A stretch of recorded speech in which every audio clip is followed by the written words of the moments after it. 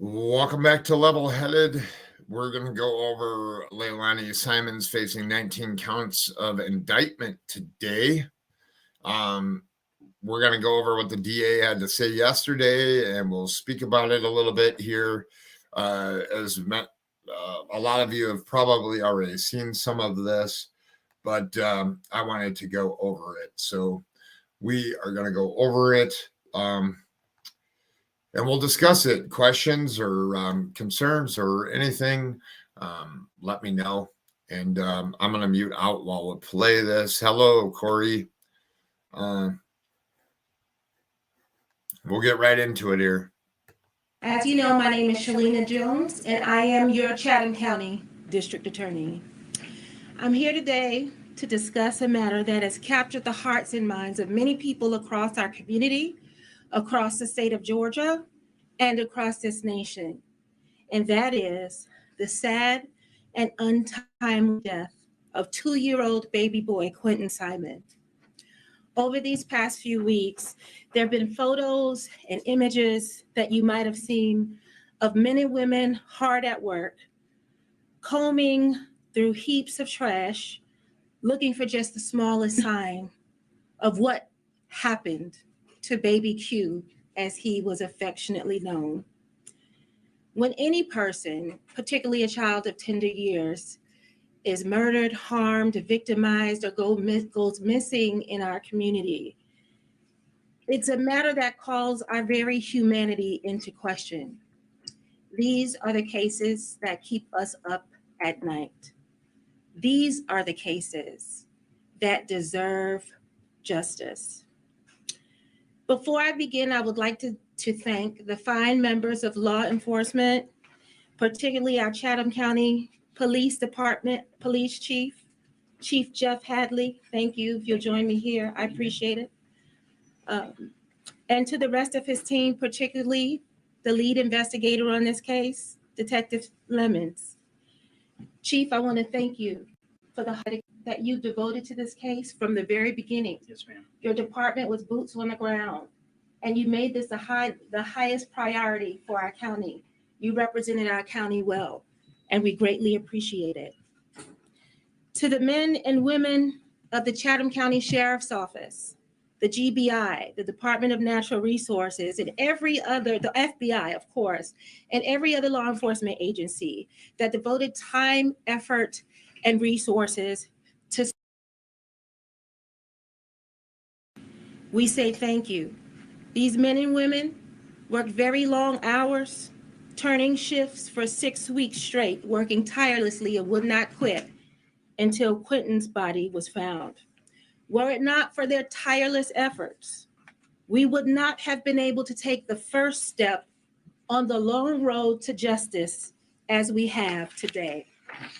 I'm standing here before you because earlier this morning, the sworn and impaneled members of our Chatham County grand jury returned a 19-count indictment against the mother of Quinton Simon, that is defendant Leilani Simon. Defendant Simon is charged in the indictment with 1 count of malice murder for the intentional killing or death of her son, Quinton Simon. She is also charged in counts 2 and 3 with felony murder in the death of her son.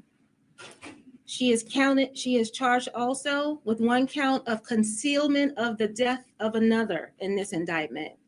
And that is followed by several counts of giving false statements during the course of a police investigation. As your district attorney, I realize that this matter is really important to our community and also to the inquiring minds both here and beyond our community that want to know what happened to baby Quinton and how it happened. That curiosity is not lost on me. However, there's more evidence that may be revealed during the course of this investigation.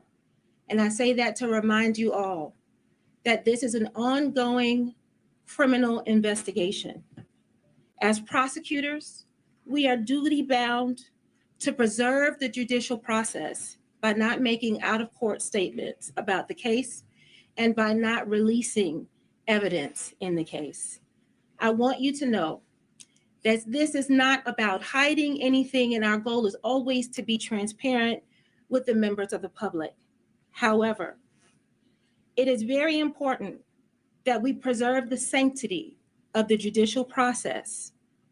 It is very important that we do that so that the evidence in this case, if this case should go to trial, can be heard by jurors who are selected from this community, the jurors, the citizens, and the people who are most impacted by the untimely death of Quinton Simon.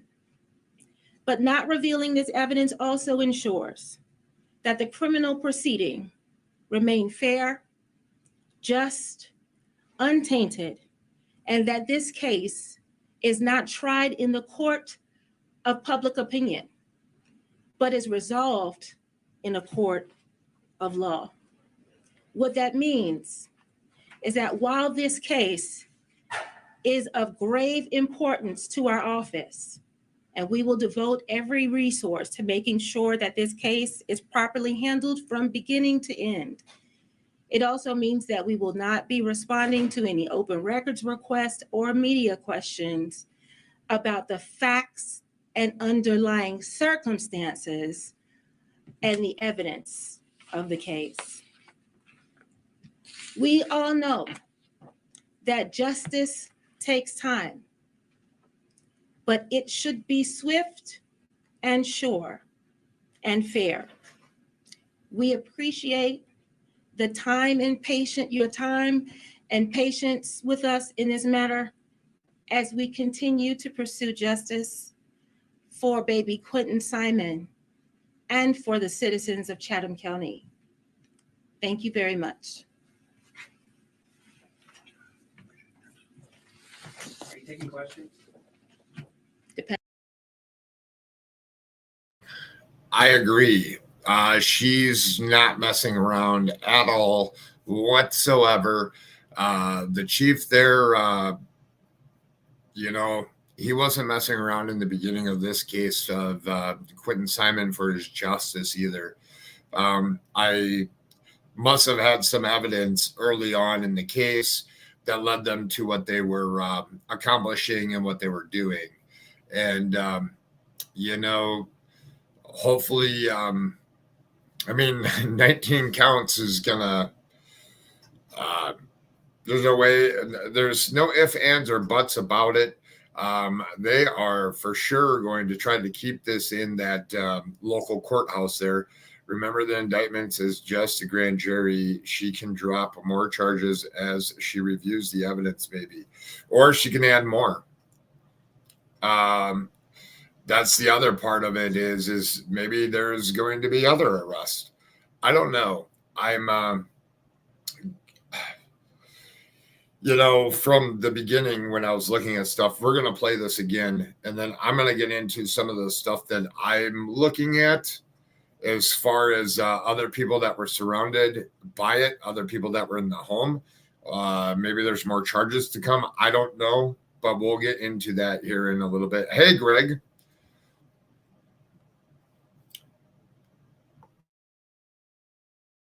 Depends on what questions you have. Any chance we can get a copy of the indictment? The indictment has not been sealed as of yet. That means that as of now, it is still a matter of public record. You can obtain a copy of that indictment from the office of the Superior Court Clerk. I know there's only so much you can release, but from the evidence that you've had a chance to look at, is there anything you can tell us that really stuck out to you? What was the most shocking to you just from a human point of view? Well, I would generally say, not about this case, but in general, whenever we have a death of a child of tender years, in this case, as I said, Quinton Simon was 2 years old, that's something that is just going to stick in your mind. As a prosecutor, that's something that keeps me up at night. And that is what's going to keep me and the rest of this office pursuing justice in this case. But Lenny Simon still hasn't petitioned to take her bond hearing to Superior Court. Is that something that surprises you, or is she where she needs to be? Well, I think that would be a better question that's reserved for her defense counsel. I am not surprised by any moves that the defendants do and don't make. My job is to make sure that we stand ready to respond to whatever move they make. And so should she request a bond hearing, my office will be ready. Can you share with us why Billy Joe was jailed? Can you repeat the Can you question? share with us why Billy Joe was jailed? That's a separate legal matter that's still under investigation. I'm not at liberty to discuss that matter at this time. And you may not be able to answer this question either, but what resulted in the contempt charges for Miss Billy Joe Howell Betterton? What's the question? What resulted in the contempt charges? Are you asking what caused the contempt? Yeah. Again, that's a separate legal matter. I'm not at liberty to discuss that at this time. In your course of prosecution here, you have 3 murder charges for 1 victim. Can you talk about it? Just explain to the general public why that happens, the difference in malice murder and the 2 counts of felony murder? Prosecutors often develop different theories of a case and how a murder may or may not have occurred. It is not uncommon for us in murder cases, and you'll see this in our other indictments, to charge murder in a number of different ways. And as I said, as the evidence continues to evolve in this case and we get closer to trial, should we get there, we'll have more information about if any additional murder charges need to be filed or if they need to be changed in any way. You say you're still gathering evidence. Talk about the confidence you have in the evidence that you have right now. Well, to be honest, I wouldn't be standing here before you if I wasn't confident about the evidence that we have. We have more than sufficient evidence to bring the charges, and that's why we presented this case to grand jury. They actually believed us. They returned a true bill on the indictment. We're confident about that. But what makes me even more confident is that I get to rely on the hard work and evidence and investigation of Chief Hadley, his team, our law enforcement agencies. They collected copious amounts of evidence, and because of their fine investigative work, I feel very confident that we are about the position that we're in today. You spoke to the hard work of Chief Hadley and law enforcement in this case. And I know Chief Hadley told us multiple times that he didn't want to stand before us months later talking about flaws in the investigation and how that's impacted the case. Can you just speak to how the efforts of law enforcement have helped make this case, have helped make you confident in the evidence of this case so far? Well, I would say that the evidence that was produced by law enforcement, the good thing is that we had a number of different law enforcement agencies coming together and pooling their information and resources. I am very proud of the work of the lead detective on this case, who was absolutely solid from beginning to end. And, that's something that you pick up when you're a prosecutor and examining evidence and case files and working with detectives. Also, we have one of our top-notch prosecutors. All of our prosecutors in this office are top-notch, but we have one of our top-notch prosecutors who specializes in these kinds of cases and crimes against children, who reviewed the case day and night. So, those kinds of things build our confidence in moving forward with the charge. Do we have any information or update information about the boyfriend who was home at the time? We have information about that, but again, that's not anything that I'm going to reveal right now, as I can't talk about the underlying facts and circumstances. I'm sorry, I wish I could. I know you want to know, but out of respect for the judicial process, I kind of have to keep my word on that. And also, I'd like to keep my bar license. So I appreciate your time and attention. Thank you for coming out this afternoon. We will continue to keep you posted as necessary. Thank you, and thank you to the citizens of Chatham County. The impact a teacher has on a student can last a life. All right, let's talk a little bit about this. So this DA, when you have a confident DA, it means a lot to people that are wanting justice for Quinton. And, she stated that they're confident with the charges that they have. Reason being is that she thanked the investigators, the police department, all agencies that helped them. I have a feeling that they have like a stack of evidence that in this case, I mean, we remember that they went back and they blacked out the the house. They blacked out all the windows, right? Luminol, everything. I think that they led to enough evidence confidently that she is very proud to be the DA, very proud to be presenting this case and keeping it in their courthouse. As far as Billy Joe, and she didn't want to talk about it, it's still under investigation. I don't know what that means for Billy Joe. I don't know. I have some questions, I guess. So, what about? I'm going to go out here, in my opinion. What about the brother that was at the house?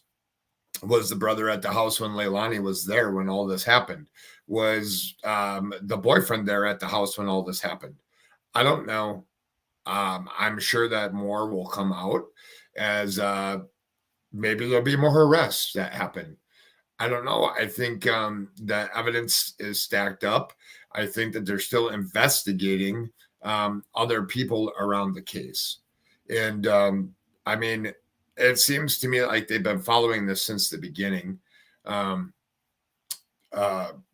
one DA that, or one state's attorney that she was speaking with that has like, knows all about the case. She's pretty confident that they've been watching and following this whole time. Thank you for going live with her press conference. More are needed like her. Yes, I agree. I know that in some of the other cases that I'm working on, there is some very good, strong prosecutors out there. This one, the law enforcement did a hell of a job. They laid it on a platter for the DA. And I'm sure that they've been working side by side in this whole thing, gathering evidence, gathering all the information, keeping it, pushing for more, and doing what their job is. This is a very high-profile case. It's going to be interesting who the defense attorneys are.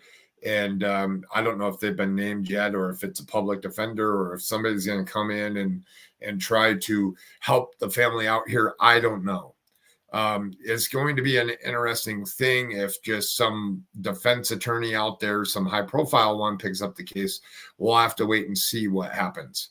As of right now, I think the only one that's on record is a public defender, I think. I'd have to go back and look. I haven't looked into the documents. They said that the indictment is unsealed for now. She has requested a public defender. Yeah, that's what I thought of that girl. Is I'm pretty sure that only a public defender. I mean, when you go to jail, you go to your bond hearings and stuff, and until you get to the, I don't know. I just have a feeling that some big defense attorney, not a public defender, is probably going to pick up the case. I could be completely wrong, but I just have a feeling that somebody will too. But who knows what the evidence are? I mean, if they have a 100% evidentiary thing here, or even a confession, I don't know. We're going to see as this unfolds what it is. Maybe a public defender was taken because there's a written confession and everything like handed to the DA on a platter. In my opinion, gag will be placed at a preliminary. Maybe. I have a feeling this. I have a feeling that they wanted the public to see the indictment on all the hard work that they've done as police officers and as the DA and as the state is trying to show all the hard work that they've been doing this whole time to major media. And I have a feeling that that is why they left the indictment unsealed. And I think that the indictment will remain unsealed. But I think as we get into some more of the documents and some more of the preliminary hearings and some more of the documentation and other findings of what is to come out, I think they may seal some of that. But who knows? Maybe they're so confident and so proud of what they've accomplished here, and they have no shame. Maybe they want the world to know exactly what they have. You know, this may be all a ploy to keep any defense attorney away. But we'll see what happens. This website that I have here, I'm going to drop this because anybody that wants to see the indictments on this actual article here, and you can go back and see. I wanted to post it there. So they, what is this? News 3, WRBL did a very, very good job. They have the whole indictment put out there. I'm going to read the article that they wrote. It's a fabulous article that they wrote. And the whole indictment is on that link there. I don't want to read through it here, as it may be some triggering to some people, but now's the time. If you want the actual indictment, now's the time to grab it. I already grabbed it and saved it for myself so that I could go back over it. And as more things develop into the case, I'll be following it. This may be one that if it goes to trial, when it goes to trial, it's one to keep an eye on and see how the judicial system works in this one. So, but I do want to go through, and I'll just share my screen here again. So I do want to go through this article here. 19 count indictment, including malice and felony murder. So Leilani Simon has been indicted by the Chatham County Grand Jury on murder charges on the death of a 20-month-old Quinton Simon on Wednesday.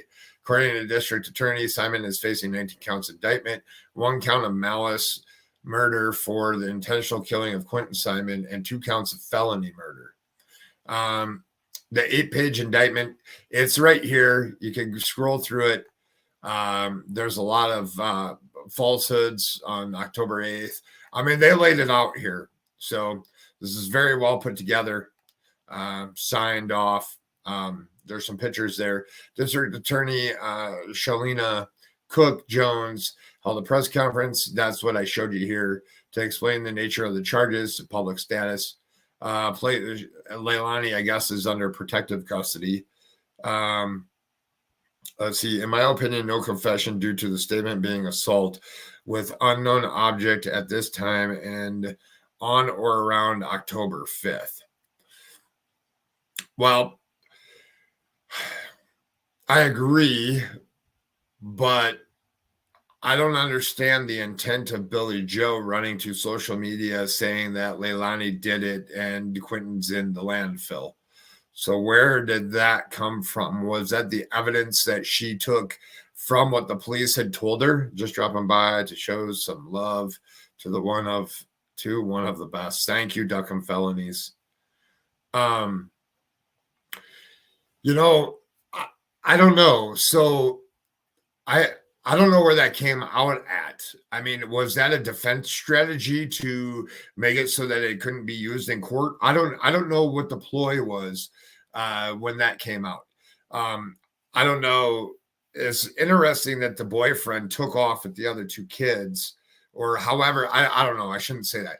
It's interesting that the boyfriend hasn't been around this whole time and took off. Did he witness something? Did he see something? Is he their primary witness? There's a lot of questions here. We're going to see some of the stuff unfold. Is that why she wouldn't talk about the boyfriend at all whatsoever? Because they have a witness statement. Maybe. And I don't know. Maybe he wasn't there and he came home to a mess. I don't know. Maybe there's other charges coming for him as well. We don't know. You heard her say in there that she wanted to keep her attorney's license. According to the indictment, Leilani left her Buckhalter home on October 4th to meet her drug dealer, and again on October 5th to toss Quinton's body in the dumpster at Azalea Mobile Home Park. There's a picture of the dumpster. Police say the last time Quinton was reportedly seen was at early in the morning on October 5th. Prime suspect in Quinton's death and disappearance was his mom. On the morning of the disappearance, Leilani told police that Quinton was taken. Her boyfriend, Daniel Youngkin, and Quinton's siblings were also in that home the morning Quinton disappeared. WSAV knows that police questioned Daniel in the hours after the search for Quinton started, but since then WSAV doesn't know where he's been. According to police, Daniel was the last person they saw to say they saw Quinton Simon alive in a pack and play at 6 a.m. 3.5 hours later, his mom, Leilani, alerted police that Quinton was missing. Police began searching Chatham County landfill on October 18th because, what does it say here? Because it is said evidence led them to believe the 20-month-old toddler's body was dumped in a dumpster there. However, November 14th, CCPD, Chatham County PD, said the likelihood of finding his remains was low. Agents from the Bureau of Investigation, hold on here 1 second.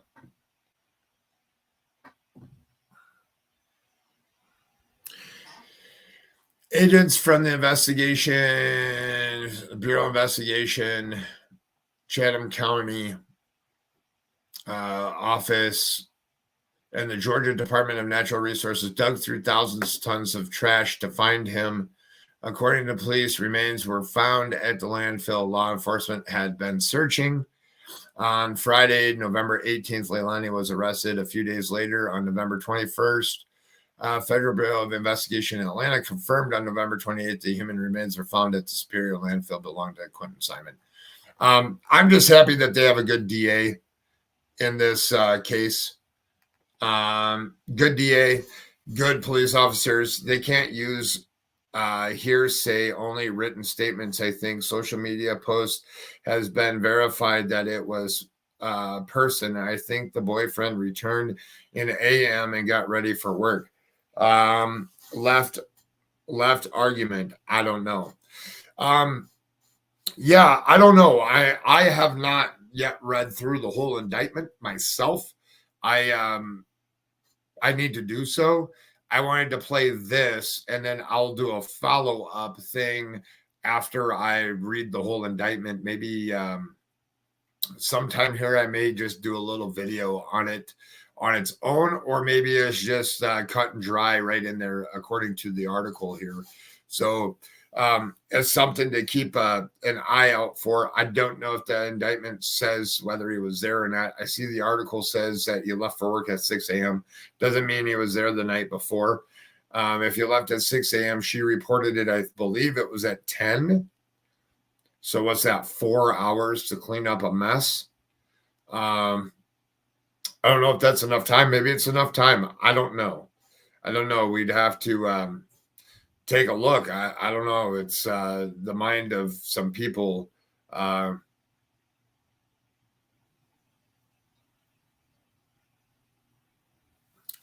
don't know. We'll have to see as things unfold here. As this time, I mean, people are innocent until proven guilty. Obviously, they have a lot of evidence here if they have 19 different charges.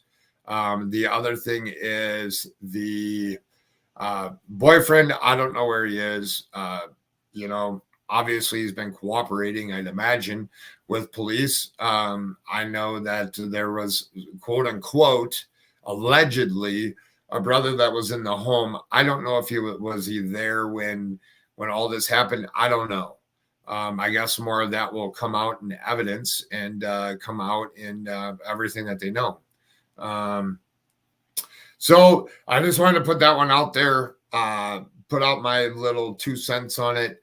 I'm very it's happy to see that Quinton Simon's going to get some justice.